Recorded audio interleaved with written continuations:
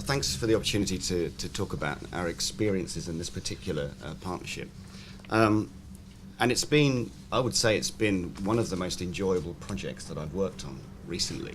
Certainly one of the most enjoyable projects where I've worked with the close involvement of an institution, because I think we really have, in this project, developed a partnership that's worked very effectively. We're only halfway through the project, so I'm slightly hedge my bets, but I have every reason to think it will continue. And I'm going to really focus on the reasons why I think that has been the case. And it's perhaps one of the first things to point out, actually, in relation to what Nicola was saying.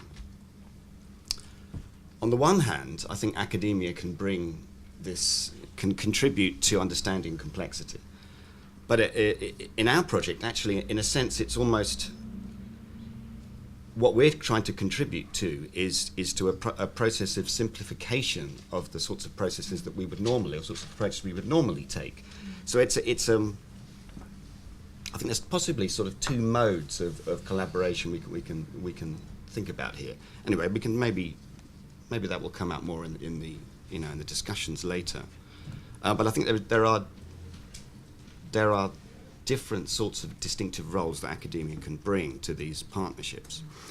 Let me just briefly introduce what the project was about. I'll do this very briefly because I want to focus mostly on the process and what I see as the characteristics of the partnership.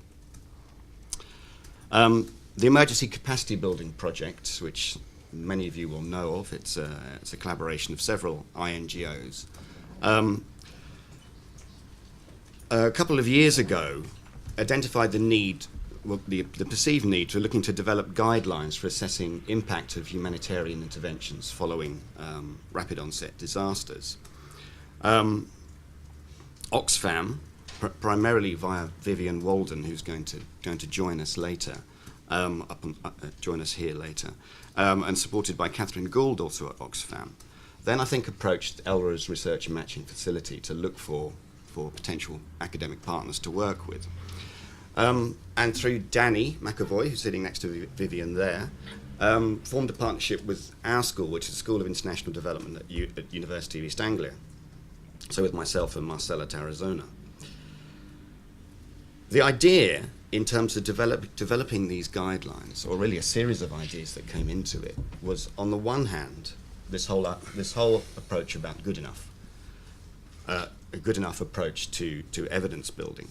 And so it was going to sort of build on the Good Enough Guide for Accountability, which again many of you will know of, that same sort of approach, with the idea of developing a guide that would enable organisations to either conduct or commission impact evaluations of their own humanitarian work at certainly at least several months following the start of the interventions, following the disaster. So on the one hand, there was this good enough approach, but on the other hand, we wanted to move the focus away.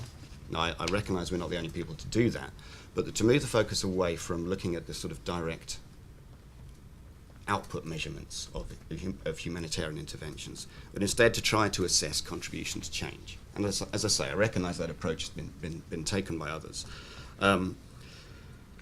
So here we decided to focus it very much, root it very much in livelihoods and the livelihoods of people, of households, and to look, I suppose, in essence, to try to establish the extent to which households had recovered from rapid onset disasters, recovered or not recovered, and then once having established that sort of pattern of change, to then try and see what the contribution of the particular humanitarian intervention was to achieving that change. So it's something that's that's rooted in the context of people's lives both before and after, and not actually, the process of investigation isn't rooted so much in the intervention itself. If I move on to the process of developing the project, I think one of the really key things was that both the partnership and the development of the partnership and the development of the proposal went hand in hand. We had, before we had a proposal on paper, we had a whole series of meetings, mostly in Norwich, very fortunately. And I think this, that the approach evolved continually as we were as we were developing the proposal. Eventually, funding came, and the project commenced in 2011. And there's a steering group composed of the ECB partners. But the sort of core team is people from Oxfam, a group of us from UEA, and then we worked in, we're working, doing a series of pilots in 3 countries, and there obviously we're also working with local partners, getting them to implement the ideas, the methodologies that we're developing to see how effectively they progress. Now, so we developed an initial approach and a methodology, and it's iteratively being reformulated through pilots. We've done 1 pilot in Bihar following the floods the monsoon floods of 2011. We've just done some work in Guatemala following a tropical storm, tropical depression in October of 2011, which led to a number of landslides, but also on the back of a previous tropical storm. And we're planning work in Sri Lanka. This will be a follow-up study of a year following the floods that took place in Sri Lanka in December 2010, January 2011. The local partners are a mix of organisations, consultancies in some cases, NGOs and academic organisations. One of the issues that we have is that we've had to be fairly responsive. We've had to work with disasters that have happened in the time frame of the study, or in the time frame in which we can work. We've also had to look for situations where there's been significant level of intervention that's not just relief, but that's spread at least into early recovery. And we've had to actually find local partners on the ground that we can work with. So that's all of which is constrained where we work and which particular projects we've looked at. I think the characteristics of our partnership with Oxfam are essentially that there's a mixture of skills and a mixture of experience, and that cuts across both institutions. We've not had a situation where all the kind of academic expertise is on one side and all the practitioner expertise on the other, because Danny, for example, has practitioner experience. Vivian has worked on in both an academic sense, I think it's fair to say, as well as a practitioner. So we have, I guess we had this ready-made understanding of different approaches, which helped a great deal in us to understand the different ways that different things we might bring to the table. We've worked on the principle of very frequent and open communication, and again, this differs from many of the projects I've worked in where I've had a funder. It could well be a consultancy type project where you've had the funder and the contacts have been fairly intermittent, and they're at the point when you have to provide a report. Maybe you're emphasising the positive in those interactions. What we've had is a very kind of honest communication right from the start, which has enabled us to bring out and discuss the challenges and the problems that we will inevitably face in any project, both the practical challenges and the conceptual ones, at an early stage, and work together to find ways around them. 2 minutes. Okay. Flexibility then is key.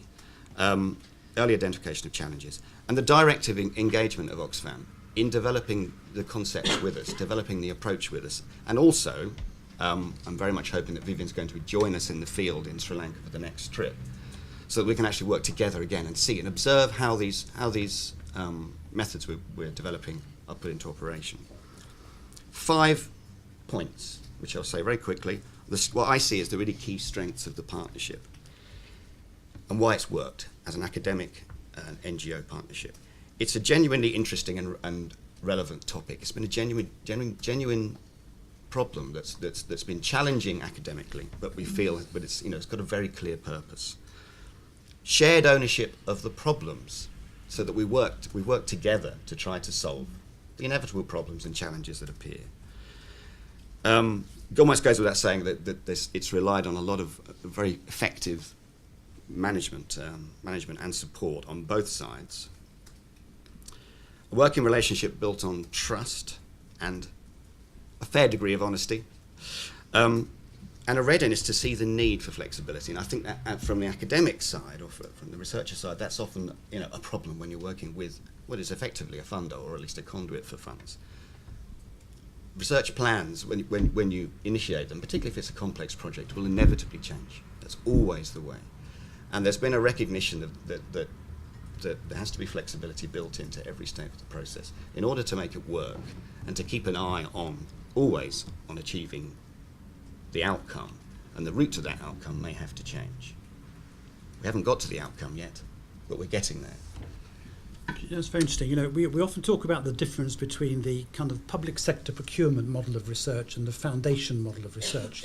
And when you're working with the big research councils or with DFID, it's a rather clear cut, as if it was buying a bridge or it's tendered, it's competitive, it's slightly hands off. Yeah. Whereas foundations have a much more intense relationship with the people they're funding, with many of these characteristics. That doesn't necessarily make it a partnership, it just makes it a rather different way of managing a contract, I guess. Yeah, and I think this has been a step beyond that into what I would call a genuine partnership.